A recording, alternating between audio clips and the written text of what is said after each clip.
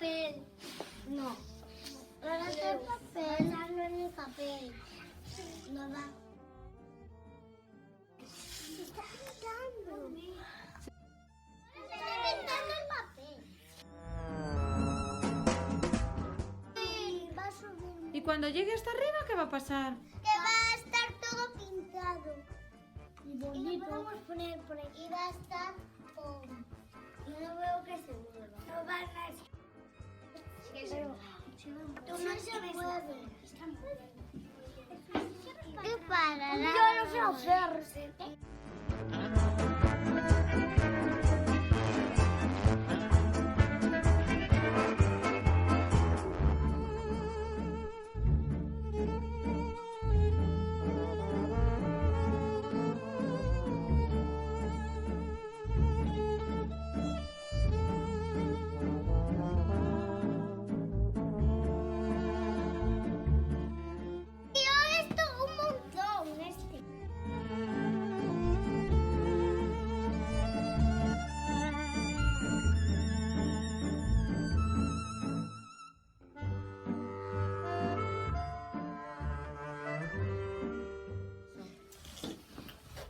Porque eché agua y este papel es de cocina y mamá me dijo que el papel de cocina con el agua y la pintura cuando revuelves pues absorbe.